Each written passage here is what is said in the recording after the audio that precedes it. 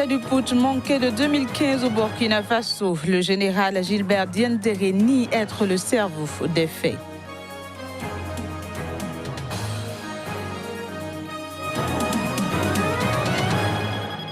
Bientôt la translocation des girafes au Niger, l'annonce a été ministre de l'Environnement nigérien.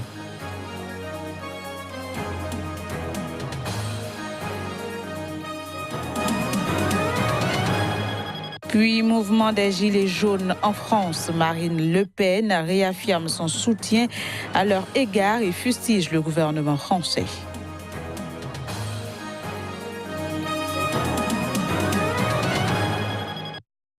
Ravi de vous retrouver en ce début de semaine. Bienvenue à toutes et à tous. Au Burkina Faso, c'est ce lundi que comparaît devant le tribunal militaire de Ouagadougou le général Gilbert Diendéré, l'ex-chef d'état-major particulier de Blaise Compaoré, est, rappelons-le, accusé d'attentat à la sûreté de l'État, meurtre, coup et blessures volontaires. Voici les images. Accusé d'attentat à la sûreté de l'État, meurtre, coups et blessures volontaires entre autres lors des événements qui ont fait 14 morts et 270 blessés, l'ex-chef d'état-major particulier de Blaise Compaoré est présenté comme le cerveau du coup d'État avorté contre la transition en septembre 2015 au Burkina Faso. Mais lors de sa comparution devant le tribunal militaire de Ouagadougou ce lundi, le général Gilbert Diendéré a nié avoir été le cerveau de la tentative de coup d'État. Je n'ai ni commandité, ni planifié, ni organisé, ni exécuté ce que d'aucuns appellent le coup d'État du 16 septembre 2015. J'ai juste assumé une situation donnée sur les conseils des médiateurs et après accord de la hiérarchie militaire, a déclaré à la barre l'ancien chef de la garde prétorienne du président Blaise Compaoré, renversé il y a 4 ans. Ex-chef du régiment de sécurité présidentielle RSP, l'unité d'élite de l'armée qui a perpétré le coup d'État, le général Gilbert Diendéré avait pris la tête du Conseil national pour la démocratie, organe dirigeant des putschistes, avant de rendre le pouvoir face à la pression populaire et à l'armée loyaliste. Le RSP a été dissous après la tentative de putsch par le régime de transition qui avait succédé au régime Compaoré. Sur les bancs du public, une centaine de personnes assistaient au procès ce lundi matin, une centaine d'autres attendant à l'extérieur de pouvoir entrer. Le second cerveau présumé du putsch, le général Djibrili Péné-Bassolé, qui bénéficie d'une liberté provisoire, était lui aussi présent ce lundi matin. En Somalie, au moins 15 personnes ont été tuées et 10 autres blessées dans la ville de Galkayo, au centre. Elles ont été tuées au cours d'une attaque menée par des militants d'Al-Shabaab dans un centre religieux soufi. Les détails.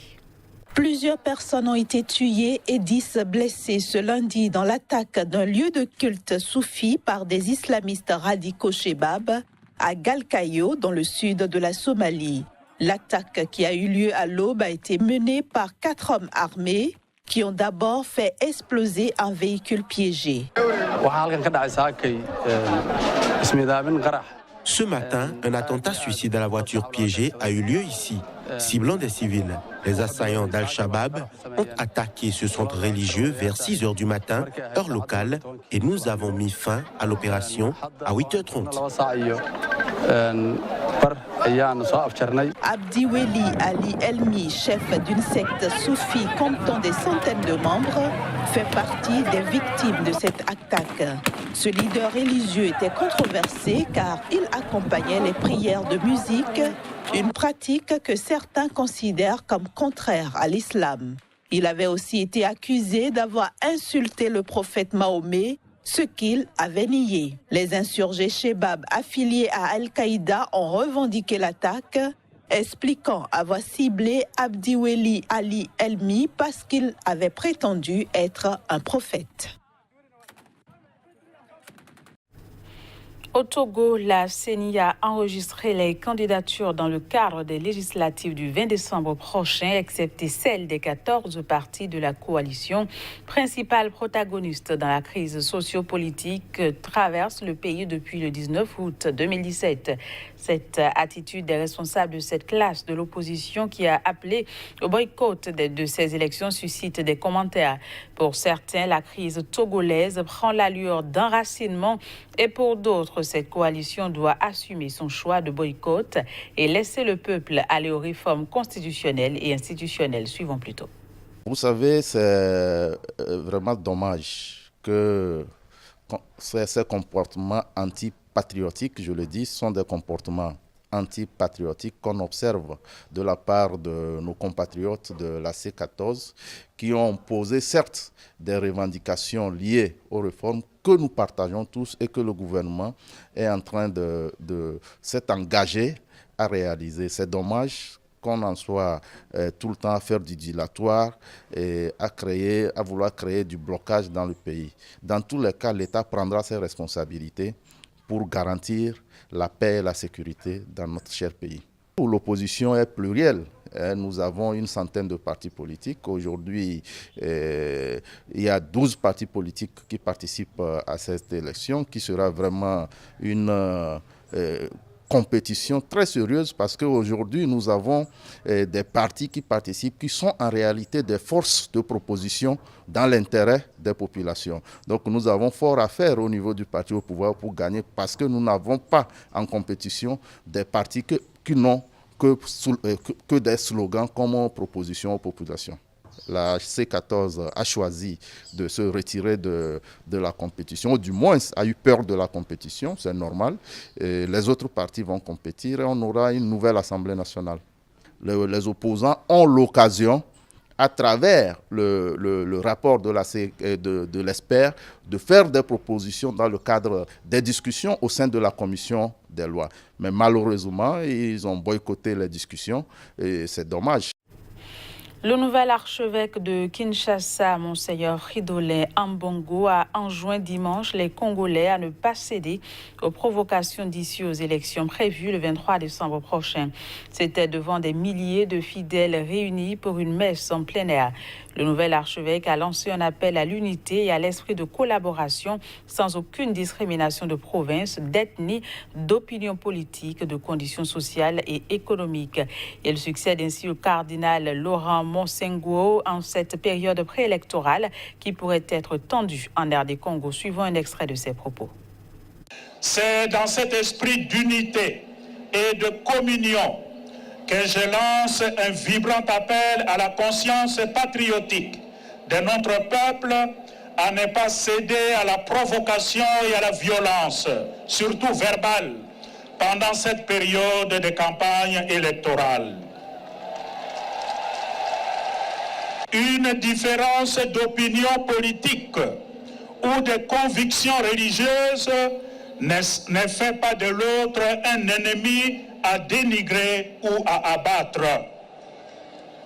En toutes circonstances, nous devons apprendre à nous respecter en respectant l'autre dans sa différence légitime. Par la grâce de Dieu et la sollicitude du siège apostolique, j'inaugure mon ministère de pasteur propre de l'Église Famille de Dieu qui est à Kinshasa. Les autorités nigériennes ont décidé de mener une opération de translocation des girafes de Kouré à une 60aine de kilomètres à Gadabéji, dans une réserve à 600 km de Niamey. L'objectif est de mieux protéger cette espèce, objet d'attraction touristique en Afrique de l'Ouest en voie de disparition. Notons que cette translocation va concerner 10 girafes, dont 7 femelles et 3 mâles. Suivez les explications du ministre de l'Environnement du Niger, Al-Mustafa Garba. La girafe de l'Afrique de l'Ouest, comme on l'appelle, était une espèce menacée, en voie de disparition. Les dernières qui sont préservées sont présentes ici seulement au Niger, communément appelées les girafes de Kouré, seulement au Niger. Et au début des années 90, le Niger a entrepris, avec l'appui de certains partenaires tels que l'Union européenne, la préservation de cette espèce. Donc plusieurs mesures ont été prises en rapport avec les populations et qui ont 20 ans après donné leurs fruits, puisque la girafe aujourd'hui n'est plus menacée. Elle est sortie du seuil de vulnérabilité. Et le constat ces 2 dernières années, c'est qu'elles sont devenues tellement nombreuses que leur cohabitation commence à poser problème. D'abord avec les populations elles-mêmes, vu la pression.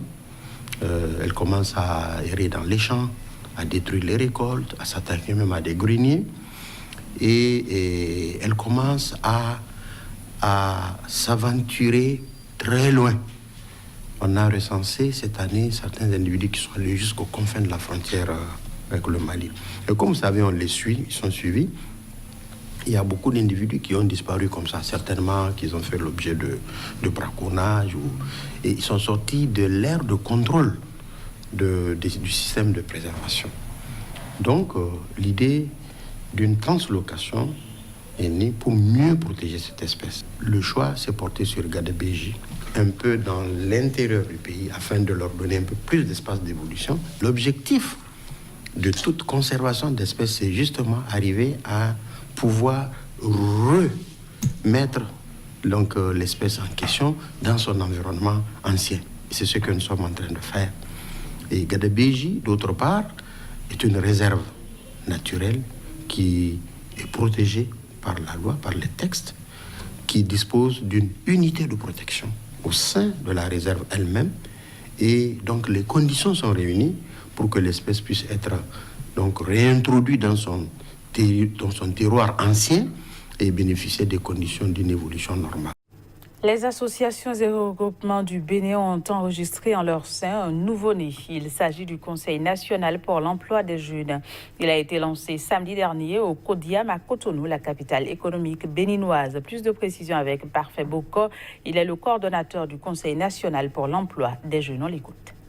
La situation de l'emploi au Bénin est vraiment amère. La situation est amère. En général, c'est amère. On ne peut même pas l'expliquer.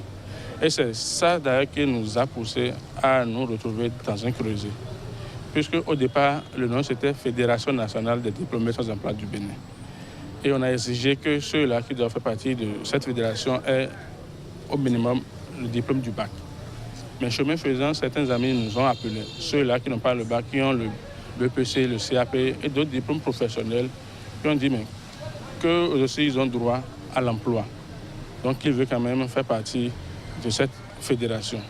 Cela nous a amené hier à l'ouverture de notre congrès de revoir la dénomination de notre association, d'où nous sommes venus à CONEJ, Conseil national pour l'emploi des jeunes. Nous pensons créer le répertoire national des diplômés sans emploi du Bénin. Et ce ne serait pas du tout facile. C'est un travail qui va nous prendre d'énormes... Ça va me prendre du temps. Donc, nous profitons pour lancer un appel à l'État et à toute autre structure de nous accompagner pour que nous puissions atteindre cet objectif. Nous demandons également à l'État, puisque c'est vrai, il n'est pas pourvoyeur d'emploi, mais l'État peut beaucoup de choses. Nous lui demandons de favoriser d'abord le climat des affaires pour que les investisseurs nationaux investissent dans le pays pour pouvoir recruter les jeunes diplômés sans emploi. Puis en France, la présidente du Rassemblement national a réaffirmé son soutien aux Gilets jaunes qui dénoncent la hausse des prix du carburant, les taxes et la baisse du pouvoir d'achat. Marine Le Pen a également accusé le gouvernement français d'avoir laissé venir les casseurs pour avoir des images spectaculaires afin de décrédibiliser le mouvement. Moins forte que la semaine dernière au niveau national, la mobilisation des Gilets jaunes qui dénonce la baisse du pouvoir d'achat en France a néanmoins donné lieu ce week-end à des échauffourées entre manifestants et forces de l'ordre au cœur de Paris. La journée a également été marquée par une passe d'armes politique, le gouvernement imputant les violences à l'ultra-droite. Les partis d'opposition, à droite comme à gauche, ont répliqué en lui reprochant de vouloir réduire le mouvement aux violences et de rester sourd aux revendications des manifestants. Je soutiens les Gilets jaunes. Je soutiens les Gilets jaunes. C'est clair, depuis le départ, il n'y a aucune ambiguïté là-dessus. Mais mon rôle de responsable politique, qui est aujourd'hui donné en tête de la future élection, qui est l'élection européenne, c'est de dire au président de la République, vous ne pouvez pas continuer à vous écouter vous-même. Il faut maintenant répondre aux Gilets jaunes. Répondre à une volonté, je crois, je le dis clairement, il y a une volonté de la part du gouvernement d'avoir des images spectaculaires pour décrédibiliser. Vous accusez le gouvernement d'avoir encouragé l'action des casseurs. De les avoir laissés venir. Oui, de les avoir laissés venir. Après l'acte 2 des Gilets jaunes émaillés de violence, le président français Emmanuel Macron est attendu mardi pour des annonces d'accompagnement de la transition écologique face à un mouvement inédit contre les taxes qui faiblit dans la rue mais reste soutenu par une majorité de Français. Ce sera tout pour ce journal. Merci de l'avoir suivi. À demain.